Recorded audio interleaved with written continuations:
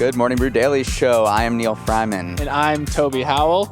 Neal, got a big show ahead of us today. Huge. Our top story is on a U.S. intelligence leak that could change the course of the the Ukraine war that likely originated on a random Discord server dedicated to a Filipino YouTuber. Yeah, I can understand why you had trouble with that. It's a mouthful. Crazy story. Then we'll head to China, where Elon Musk is doubling down on the big battery game.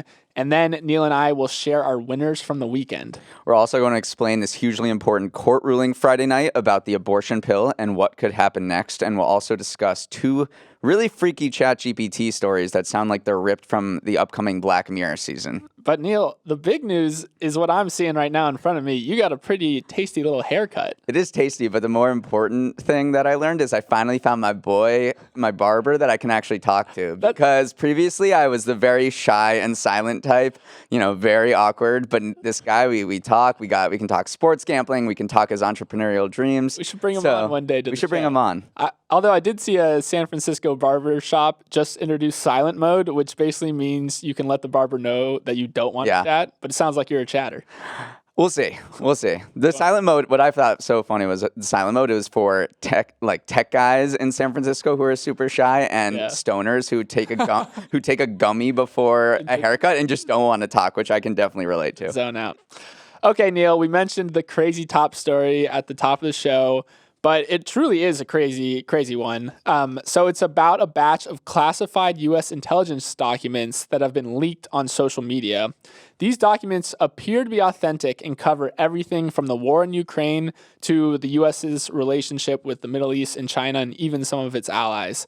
Now, this is obviously an egg-on-the-face moment for the U.S. intelligence community, but even crazier is where these documents first surfaced. Mm-hmm. So sometime in January, the docs first made the rounds on Discord servers dedicated to Minecraft, and this is the truly bizarre part, but a server dedicated to fans of this Filipino YouTuber. So only when they were more broadly leaked on Telegram and 4chan did the U.S. pick up on them. But now everyone's kind of dealing with the fallout. Like, how does this affect the war in Ukraine? How real are the documents? Yeah. And probably most important, who leaked them? It's wild. I think that the U.S. I'm pretty sure that the U.S. didn't know that this happened until the New York Times reported on it on Thursday. And then they were like, oh, these things have been circulating on social media for a month or two. Yeah, it's truly been this, again, I called it an egg on the face moment, but these things leaked on these extremely niche Right, you have Discord to be servers. So online. I think Bellingcat, which is the investigative consortium that kind of put the pieces together here, said, there's a good chance only a few internet weirdos saw the hundreds of documents. It's really only something you'd find if you were terminally online. Yeah, and we are terminally online. I'm not that terminally online, though. So yeah, one of the big questions is who leaked them. Right. So no one knows right now, but we do have some clues, which is kind of exciting. So first clue, they appear to have been folded twice, perhaps to be smuggled out of a secure facility. So you can see the folds on the documents.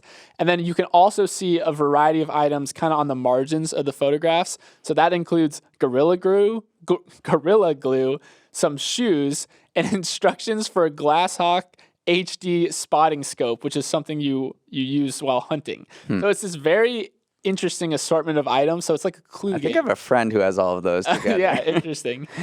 We should talk about what these documents show a little more in detail, and because it's very much real-time information about the war in Ukraine, and that's kind of what is freaking out the U.S. intelligence agencies that this leaked from. Basically, these documents show that we know everything about Russia's military. We are so deeply embedded. Our spies are absolutely incredible over there. We know exactly when they are going to send a missile strike and where it is. Yeah. We know more about the Russian military based on these documents than the Ukrainian military. Yeah. That's the interesting thing, too, is though people are saying, how does this affect the war effort? Right. And one of the big news that was coming out this morning is that Ukraine is potentially running low on these surface-to-air missiles, which could lead to an increase of Russian air activity if we just saw these documents. So there are some ripple effects. We don't know how deep they are. The documents seem to be mostly authentic just from like the level of detail described and just the general look of them. But then some doctored documents were making the rounds. One in particular was one that was like crudely photoshopped that showed that Russian casualties were lower and Ukrainian casualties were higher. So there is a little bit of misinformation going on, but yeah, parsing Do through. seem real.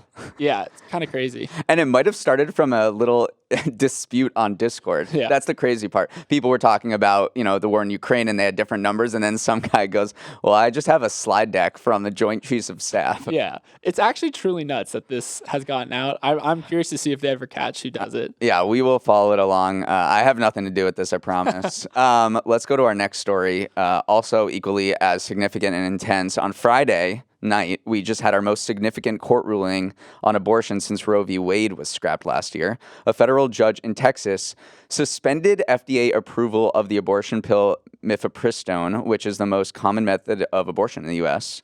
The judge ruled that the agency didn't adequately review scientific evidence or follow proper procedure when it approved the drug back in 2000. So I'm going to use this word. We've used it a lot, but unprecedented. Yeah. This has never happened before. It's the first time that a judge has suspended a drug's approval over the objection of the FDA. The FDA and other medical associations are basically flabbergasted by this. They pointed to repeated studies that show this is safe and effective. It has about the same safety risks as over-the-pill pain relievers, and it's been on the market for 23 years. Yeah, it did seem like it came out of left field a little bit, which... Except this judge has been anti-abortion. Right. It makes sense based along what the judge has stated in the past, but it is out of left field in the sense that it's been legal for, over 20 years at this point. And honestly, I think the biggest fallout, if we want to zoom out to the business perspective a little bit, is that this kind of undermines the authority of the FDA to approve certain drugs. So if I'm a drug maker and I get an FDA approval, and that has a chance to be undermined by the courts, suddenly I don't feel very confident in taking any drugs to market or researching any drugs because I don't know when kind of the legs are going to get cut out from underneath it. So that is what has drug makers really riled up and a little nervous, honestly. Yeah, now the FDA may have less authority than David Blatt. I was trying to think of that good analogy, and I landed on David Blatt, former coach of the Cavs, which is a deep cut. A couple people will get that. That was solid. But there's so much uncertainties here still.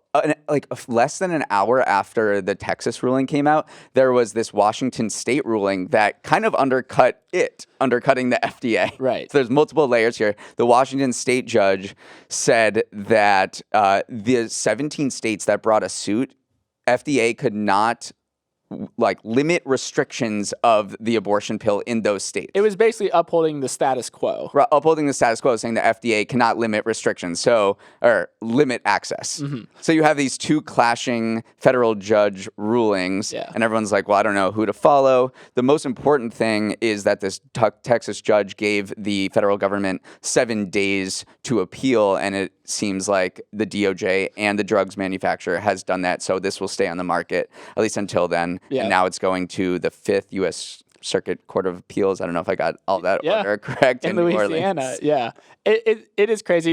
It does look like we're on a collision course towards the Supreme Court. So this is going to be another protracted legal battle, but we might see it in the Supreme Court coming here shortly. Yeah, big story. All right, Neal, let's go to another big story. Transition. When I mean big, I literally mean the size of what I'm talking about. So, Neal, Tesla is betting big on the big battery game. And I'm not talking about AA's. I'm not even talking just about EV batteries for its cars, but mega packs. So yesterday, Tesla announced that it's opening a new mega factory in Shanghai, China that is capable of producing 10,000 megapack batteries a year. So what is a mega pack? Basically, it's this really, really big battery that you can put on the side of your house that helps store energy, stabilize the power grid, and potentially power your house in case the normal power grid goes off. So, Neal, I would venture to guess that not many people actually knew Tesla is producing these mega packs.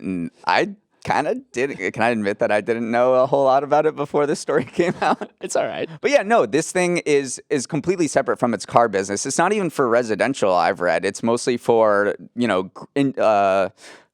huge commercial facilities that when the grid runs out or there's super peak demand. Remember what happened in Texas 2 years ago when there were almost massive outages because everyone was using their air conditioners at the same time? Then this is sort of a big stabilizer, and it's part of Elon. It's part of Elon Musk's big push around renewable energy ecosystem, from solar to wind to megapacks to electric vehicles. He's devoting, I think, $10 trillion into trying to get the world off of fossil fuels in the next 20 years. And you got to build energy storage. That's a big part of the renewable energy equation. Yeah. Because what happens when the wind stops blowing and the sun stops shining? you have to store this energy somewhere when it's not being generated. So solving for the big energy storage battery equation could really unlock a lot of potential in renewable energy. For sure. And then I also see this as a bit of a risky bet on China too, because it's opening the factory in China. So it is interesting because the US is all geared towards kind of bringing back production of EVs and cars to the US. Like, you have the EV credit that is part of the Inflation Reduction Act that stipulates you need to make some parts in the US to snag the $7,500 credit. You also have the CHIPS Act that's returning semiconductor production. And then you have Elon who's saying we're opening this giant factory in Shanghai. Honestly, though, I looked at the numbers. It's tough to blame him because the last Model 3 production plant that the Tesla opened in the United States, it was 65% more expensive. Let me rephrase that. The one it opened in China was 65% less expensive than the one it opened in the US, and it was built in 10 months. So it is still just way faster, way cheaper to open factories in China. And it's a huge consumer market. I mean, we saw that, what's his name? I almost said Steve Jobs. Tim Cook was in China last weekend being like, Apple and China, I've never been closer together. So you have this split screen of really deep commercial ties between our tech companies and the mass consumer market of China. And then you have, this spy balloon TikTok saga going on in your other screen. And you're like, well, this is kind of weird going on, but there are a lot of business opportunities over there, and Elon Musk is not going to give them up. For sure. All right, I've got a few questions for you for this next story. What do you do when ChatGPT accuses you of something really awful and you didn't do it, and your reputation is forever tarnished, and people think you're evil even though you aren't? Oh, God. How do you correct the record? Who do you take to court? A random OpenAI engineer? These questions aren't hypothetical anymore because something like this actually happened twice in the past couple weeks. Okay, I'll take you through the first one. Jonathan Turley, this law professor at Georgetown, got a call from another lawyer with some really weird news. That other lawyer had asked ChatGPT to generate a list of legal scholars who had sexually harassed someone. I'm not going to ask why they made that, maybe for a project. Let's hope. And Turley's name was on the list. It cited this Washington Post story. ChatGPT cited a Washington Post story that said Turley harassed a student on a trip to Alaska in 2018. The thing is, this Washington Post story did not exist. He was not in Alaska at the time, so ChatGPT had made the whole thing up.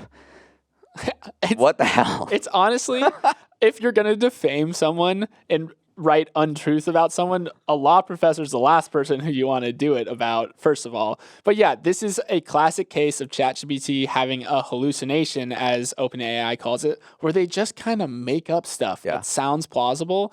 And we've seen it before with like factually incorrect statements, but now they're literally potentially defaming people and like taking a hit against their character. So it's entered this really interesting legal gray area. Right. And I want to talk about the second case here, which actually could lead to legal action. The Turley hasn't suggested he's going to sue OpenAI, but this other guy did. It's an Australian mayor. He's threatening to sue in what would be the first time anyone has sued OpenAI for defamation. ChatGPT said that this mayor served time in prison in this mega bribery scandal. But in fact, he was the guy who tipped off authorities about the bribery scandal. So he's given OpenAI 28 days to fix the error, or he'll sue for defamation. Yeah, I do think it is funny that they quite literally the opposite. Did the opposite. Well, that's probably why it got mixed up. Started hallucinating. I do think OpenAI gets way too big, way too much slack, honestly, because they love to say in their kind of information they have on their website that we strive to be as transparent as possible, that ChatGPT may not always be accurate. So they always put that caveat. And I feel like that caveat carries so much weight where they can basically write off everything and say, hey, we told you guys it might not be accurate. But honestly, the normal person using ChatGPT might not know that. And also, when these stories get out, you can see how it can create the snowball effect and lead to defamation. So It'll be so interesting to see how this is compared to Section 2230, which is what protects social media companies from all of the content posted on their platforms, because a lot of content is false and leads to hate speech and all of this kind of stuff, and they are protected against it by this shield, this legal shield that is said to have created the internet. And is OpenAI going to say, we want that as well? I mean, they probably will say we want that as well. But it seems like it's a little different because they built this machine that's generating something. It's not outside users. Right. So this question of who is accountable, who is liable for real world harms, to be defamed in the United States, there has to be a real world harm. So someone has to look at, this Australian professor or this legal professor and say, oh my God, he sexually harassed someone. I'm going to do something about it. So there has to be sort of this second order effect. So we'll see if that happens. That's why why the guy isn't suing, because nothing has happened. So it will have to lead to that for some sort of legal action to be taken. Yeah. But the first one of these cases that happens will basically set the precedent going forward. Yeah. I wonder if we're going to get a Section 230 for AI. That was a really good parallel to draw. Well done. Thank you. Wow. I woke up on a Monday morning, get some compliments from Toby. There you go. Okay, let's go to the winners and losers of the weekend. Actually, we're just doing winners we don't do losers of the weekend. We're just upbeat. This is a new segment that Neal came up with last week, and we're running it back this week. So I will start off. My winner from the weekend is the Super Mario Bros. Movie, because it absolutely demolished the box office. So it scored the top opening of all time for an animated film with 377 million in worldwide ticket sales. Now, the animated movie genre has been kind of gaining steam recently. So I have a little quiz for you, though, Neal. So in North America, Super Mario Bros. 3-day weekend makes the second best start ever for an animated title. So it's just in North America. Can you tell me, one, the movie it passed, and then two, the movie that it's still behind? These are both sequels, by the way. I know. Well, you didn't let me sound smart by saying it was a sequel. Okay. Because inflation, it's going to be a more recent one. Yes. They are both, one's from Pixar. Yeah. Actually, no, they're both from Pixar. Let's go with Toy Story 4. Good guess. Is it right? No. Oh.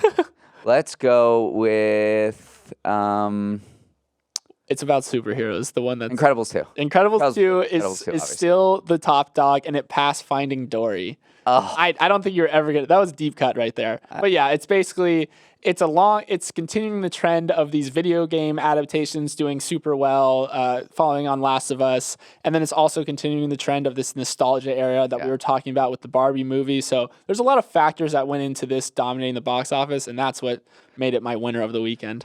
Good pick. I'm going to go with, for my winner, the state of Connecticut, Wow. which is the most Neal thing, otherwise known as the Delaware of New England, I like to call it. All Connecticut really is known for is high taxes, New Haven pizza, and being the only state I got kicked out of a bar in. Oh, wow. But it's now on top of the college sports world. On Saturday, Quinnipiac University won the men's national championship for ice hockey in overtime. Of course, this comes 1 week after UConn won the men's basketball title, and they are celebrating so hard in Hartford, okay? Senator Richard Blumenthal, one of the senators from Connecticut, broke his leg at a UConn parade, and he's about to have surgery. Oh, gosh. So most people don't know Quinnipiac. I grew up kind of near it. I grew up 5 minutes from the Connecticut border in Massachusetts. And Quinnipiac, you may know, you'll hear about it a lot going forward because it has this nationally famous public opinion poll. Oh, yeah. So you might have heard the Quinnipiac poll has Biden four points ahead of Trump and a bunch of stuff around the election. So I'm just putting it out there. You're going to hear Quinnipiac a lot over the coming year and a half, and now you have a little information to know what it is. I actually played Quinnipiac twice in soccer in college, so I am. How'd you do? We won. Actually, I think we won and tied, but that's why I always know Quinnipiac because we played them my junior and senior year. Yeah, and then final fun fact about Connecticut is that WWE is headquartered in Stamford. And that's where this recent deal got hashed out with Endeavor. Dubs all around. So many Connecticut facts. Let's go to the week ahead where we just kind of preview what to expect. President Biden's going to Ireland. He's heading to Ireland for the 25th anniversary of the Good Friday Agreement, which ended the conflict in Northern Ireland known as the Troubles. Biden's great-great-great-grandfather, whatever, is from Ireland, and he's known as the most Irish president since JFK. So they're rolling out the red carpet over there, or the red hash. I don't know what to eat or The do. green carpet. The green The carpet. green carpet. That's very good. We got this inflation report dropping Wednesday. It's why we get up in the morning for that inflation report, that consumer price index. Prices are not expected to go down. They're only expected to continue, which could complicate the things because the Fed still says it's going to end interest rate hikes, but I can't wait to talk about the soft landing and the Goldilocks again. Oh, We're gonna mention it, so I'm looking forward to that. love that soft landing. Earnings are back. We haven't been on the air when earnings have happened, so I don't Or know. at least not any spicy ones. Not any spicy ones. So there's a compact season where a bunch of the companies report their Q1 results and they say things like how they're doing and the risks that are present and comment on the macroeconomic things. So the banks start off on Friday, and that should really actually shape the direction of the stock market for the next couple of months. Finally, you know this well, Coachella is beginning. So it's the beginning of the summer music festival. All the hot people in the world are heading out to Palm Springs International Airport. I hope that's what it's called. Bad Bunny, K-pop group, Blackpink, and Frank Ocean. I know. Coming out of nowhere. Might be our last headlining. time we hear them in public, so it's actually going to be an exciting show.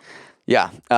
So that's happening over there. Then the final couple things is that on Wednesday, the White House is going to announce super strict auto emission rules in order to boost EV production. So that report kind of leaked over the weekend. We should expect that on Wednesday. The Thai New Year is on Thursday, and they staged the biggest water fight in the world called Songkran, I think. And definitely a bucket list item if you've ever seen pictures or videos from I have. It looks like an absolute blast. Yeah. Speaking of absolute blast, an NFT summit is on Wednesday here in New York City. I remember it was kind of a circus last year when NFT was almost at its peak, and now it's coming back. And I saw some people being like, literally the least coolest thing you can be doing is going to an NFT conference. I know. It's probably it's going to be an AI conference next year, Right, being totally honest. Yeah. All right, that is our show. We are off and running on a Monday. You can always reach us at Morning Brew Daily at morningbrew.com. Let us roll the credits. The show's producer and editor is Emily Milliron. Our technical director on his first day, Uchenna Waogu. Welcome. Our supervising producer is Bryce Beloff. Raymond Liu is our associate producer. Dan Bauza, master of sound. Hair and Makeup has deleted their Discord profile and can't be reached. Wonder what's up with that. I don't know. Devin Emery is our chief content officer, and our show is a production of Morning Brew. Great Monday show, Neal. Let's run it back tomorrow.